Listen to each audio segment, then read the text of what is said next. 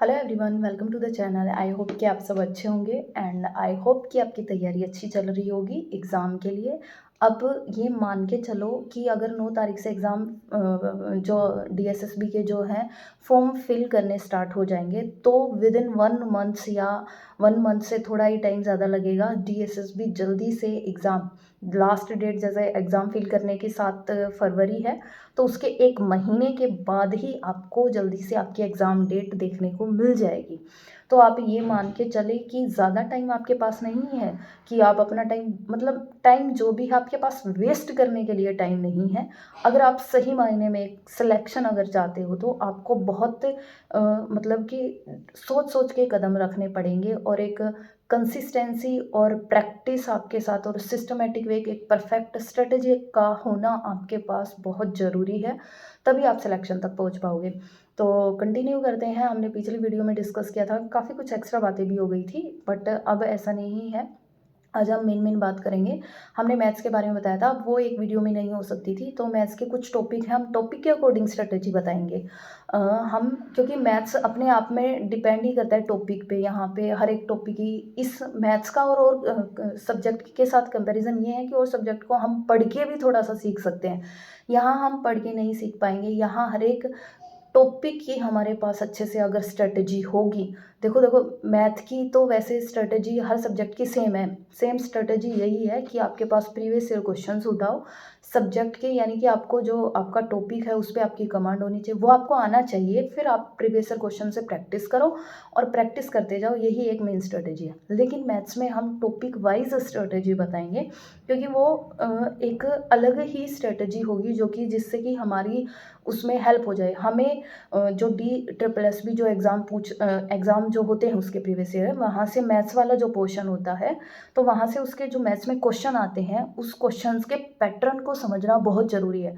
एक टॉपिक पे आप उसमें तो देखो, मान लो तत्सम तद्भव शब्द है, हिंदी का एग्जाम्पल लेके चल रहे हैं, तत्सम तद्भव शब्द है तो उससे क्वेश्चन आएगा, या तो तत्सम आएगा या तद्भव ऐसे करके पूछ लेगा, या फिर कोई और भी मुहावरा है तो डायरेक्ट क्वेश्चन होंगे। यहाँ क्या होगा कि अगर एक टॉपिक है तो वहाँ एक टॉपिक पे बहुत सारे क्वेश्चन बन सकते हैं, अलग अलग तरह के। किसी में कोई पैटर्न लगा है, किसी में कोई पैटर्न लगा है, इस तरीके से। जैसे प्रॉफिट एंड लॉस में है, तो प्रॉफिट एंड लॉस में भी बहुत सारे पैटर्न होते हैं, बहुत सारे मेथड होते हैं, मतलब कि एक टॉपिक पे बहुत सारे पैटर्न के क्वेश्चन होते हैं। इसी वजह से हमने ये नेक्स्ट वीडियो बनाई है कि हम टॉपिक वाइज स्ट्रेटेजी को शेयर करेंगे आपके साथ। तो सबसे पहले हम आते हैं कि इसमें क्या बुक हम यूज़ करें, क्या वीडियोज़ हम देखें। तो देखो भाई, मैं अपने पर्सनल जैसे हमने तैयारी की थी उसके अकॉर्डिंग बता रही हूँ। मैंने तो जैसे मेरा जो मैथ है, मेरा मतलब थोड़ा ठीक है, मतलब मैथ में मेरा इंटरेस्ट है और वो मेरा ठीक है, तो ऐसे तो मुझे किसी बुक की ज़रूरत नहीं पड़ी थी, क्योंकि मेरा मैथ अच्छा रहा है।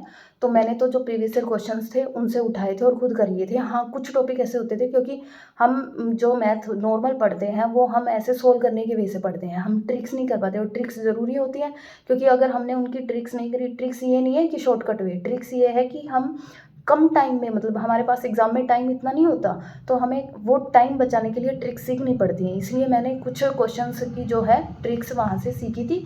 एक दो वीडियोज़, या फिर एक बुक जो होती है, जैसे राकेश यादव की जो बुक है वो मैंने एसएससी वालों के लिए जो होती है वो मैंने यूज़ की थी। उससे मैंने हेल्प ली थी, उनसे ट्रिक्स सीख के और फिर मैंने प्रीवियस ईयर क्वेश्चन उठाए थे, ऐसे मैंने तैयारी की थी। तो आप भी ऐसे ही करना। आपको क्या करना है, मान लो आपके टॉपिक है, सबसे पहले तो आपको ये पता होना चाहिए क्या क्या इसमें आएगा। जैसे एडवांस मैथ्स इसमें नहीं आता है, इसमें आता है अर्थमेटिक वाला मैथ। तो अर्थमेटिक वाले में क्या क्या टॉपिक हो गए, जैसे आपका CI हो गया, प्रॉफिट एंड लॉस हो गया, परसेंटेज हो गया, टाइम एंड वर्क हो गया, मिक्सचर हो गया, और आपका टाइम एंड स्पीड हो गया, HCF एलसीएम हो गया, रेशियो हो गया, और सिंप्लीफिकेशन वाला हो गया। ये सब चीज़ें इसमें आती हैं। तो आपको क्या करना है, जैसे मैं आपको एक आइडिया बताती हूँ। मान लो आप करना चाहते हो, जैसे CI का क्वेश्चन हो गया, या फिर प्रॉफिट एंड लॉस का हो गया, या परसेंटेज का हो गया। तीनों के लिए जो मेन चीज़ है जो आपको आनी चाहिए वो ये है कि आपको परसेंटेज वाला एक टेबल होता है वो आपको याद होना चाहिए। जैसे 25% की वैल्यू 1/4 होती है, 20% की वैल्यू 1/5 होती है। ये चीज़ आपको याद होनी चाहिए। 12.5% की वैल्यू कितनी होती है, ये चीज़ें आपको एक बार याद करनी है। क्योंकि ये करोगे तभी आप ये 3 टॉपिक उठा पाओगे, 3 टॉपिक के क्वेश्चन अच्छे से कर पाओगे। अगर आप 10th वाले बेसिक फ़ॉर्मूले से गए कि प्रिंसिपल का फ़ॉर्मूला क्या होता था, सिंपल कंपाउंड इंटरेस्ट का फ़ॉर्मूला क्या होता था, वहाँ से गए तो उससे वो टाइम कंज्यूमिंग है।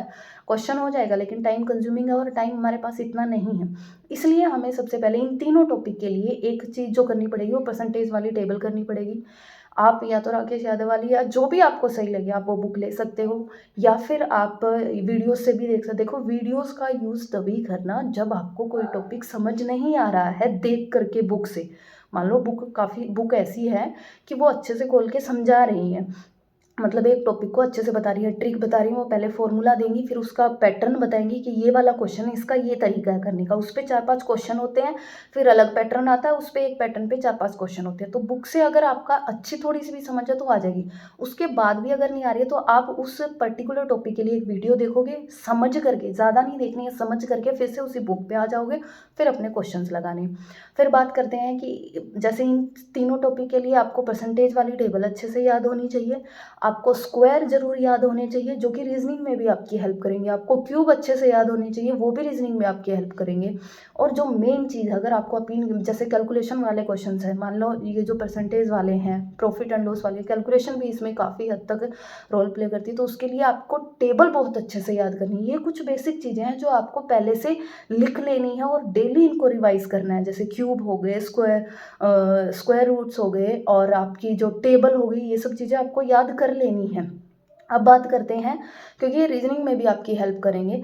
अब बात करते हैं जैसे एचसीएफ एलसीएम है, इसका भी एक टॉपिक पैटर्न मतलब ट्रिक होती है करने की, वो आपको आनी चाहिए कि एचसीएफ निकालने का क्या तरीका, 3 नंबर्स का एचसीएफ कैसे निकालते हैं डिफरेंस निकाल करके, और एलसीएम का तरीका क्या होता है। और फिर जैसे टाइम एंड स्पीड के हैं और आपका जो टाइम एंड वर्क का है क्या है, वो वाला तरीका नहीं लेना जो हम 10th तक पढ़ के आते हैं। हमें जैसे उसने एलसीएम वाला मेथड यूज़ करना है टाइम एंड वर्क के क्वेश्चन को करने के लिए, वो सब ट्रिक आपको बुक में मिल जाएगी, वहाँ से पहले सीखो। टाइम बहुत कम है, जल्दी से पहले सीखो और फिर धीरे धीरे क्वेश्चंस की प्रैक्टिस करना स्टार्ट कर दो। सिंप्लीफिकेशन वाले, अब सिंप्लीफिकेशन वाले क्वेश्चंस में क्या होता है, यहाँ आपको सिंप्लीफिकेशन वाले क्वेश्चन में सीखने की ज़रूरत नहीं है। कुछ टॉपिक ऐसे हैं जिनको आपको सीखने की ज़रूरत नहीं है। सिंप्लीफिकेशन वाले क्या होंगे, सीधे आपके पास सिंप्लीफिकेशन आएगी, इसके लिए कोई शॉर्ट ट्रिक भी नहीं है। बस इसके लिए अगर आपने प्रैक्टिस बहुत सारे क्वेश्चन कर लिए तो आपके माइंड में वो चीज़ बैठ जाएगी कि हाँ इतनी कैलकुलेशन आपकी फास्ट होनी चाहिए। अगर आपने टेबल, तभी मैं बोल रही हूँ आपको टेबल याद करनी है, टेबल बहुत अच्छे से अगर आपको याद है 30 तक भी, तो आप सिंप्लीफिकेशन वाले क्वेश्चन अच्छे से कर पाओगे। अगर प्रैक्टिस बहुत सारे क्वेश्चन की कर ली तो आप इजीली वहाँ पे कर पाओगे, और बोर्ड मास का रूल आपको पता होना चाहिए।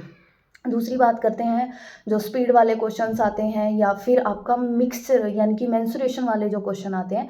अब मेंसुरेशन वाले क्वेश्चंस में आपको फॉर्मूले याद होने चाहिए 2D 3D के, जैसे कि एरिया क्या होता है, सर्कल का एरिया क्या होता है, और जो आपका क्यूब ज़्यादा पूछा जाता है, मोस्टली जो आप क्वेश्चन देखोगे वो क्यूब का ज़्यादा पूछा, क्यूब की वॉल्यूम क्या होती है, क्यूब का एरिया, सरफेस एरिया क्या होता है, ये सब सिलेंडर का एरिया, वॉल्यूम, इन सब के फॉर्मूले आपको याद होने चाहिए। खाली यहाँ से तो ये एक ऐसी चीज़ है, ये फॉर्मूले से होगी, इसकी कोई ट्रिक नहीं है। तो ये जो टॉपिक है मेंसुरेशन वाला, ये फॉर्मूले पे बेस है, इन सब के, इनकी कोई ट्रिक भी नहीं है। जैसे परसेंटेज की ट्रिक होती है, जैसे उसकी सीआई वगैरह की होती है, प्रॉफिट एंड लॉस की ट्रिक, या उसके लिए हमें परसेंटेज वाला करना पड़ता है। लेकिन जो मेंसुरेशन है उसके लिए बस आपको फॉर्मूलाज याद होने चाहिए, और जैसे ही आप क्वेश्चन पढ़ोगे उससे आपको आइडिया लग जाएगा कि इसके बारे में बात हो रही है और इसमें ये फॉर्मूला लगेगा। तो मेंसुरेशन के लिए आपको फॉर्मूलेज आने चाहिए, सिंप्लीफिकेशन के लिए आपके पास प्रैक्टिस और आपको टेबल याद होनी चाहिए, कुछ बेसिक चीज़ें आपको होनी चाहिए। अब मैं दोबारा से रिपीट कर रही हूँ सेम चीज़ें और वीडियो को ख़त्म कर रहे हैं कि आपको सबसे पहले क्यूब याद होने चाहिए, और स्क्वायर रूट याद होनी चाहिए, टेबल याद होनी चाहिए, और परसेंटेज वाला जो मैंने आपको चार्ट बताया वो आप कहीं से भी, आप कोई भी बुक ले सकते हो, तो वहाँ से आपको आना चाहिए। और फिर इतना करने के बाद ये सब एक बार चीज़ें आपको आ जाएंगी, फिर आप स्टार्ट कर देना, साथ साथ भी स्टार्ट कर सकते हो, फिर आप स्टार्ट कर देना प्रीवियस ईयर जो पेपर्स हैं उनसे क्वेश्चन लगाना स्टार्ट करो, ये सब। और फिर वो बहुत ज़्यादा लगाने हैं, मैं श्योरिटी के साथ कह सकती हूँ आपका मैथ्स में इम्प्रूव होगा, और एक डर भी आपका निकलेगा, क्योंकि जब चीज़ें आने लग जाती हैं तो हमें कॉन्फिडेंस आ जाता है और फिर हमारा डर निकल जाता है। तो आप इस तरीके से अगर करोगे तो आपका डेफिनेटली इम्प्रूवमेंट होगा।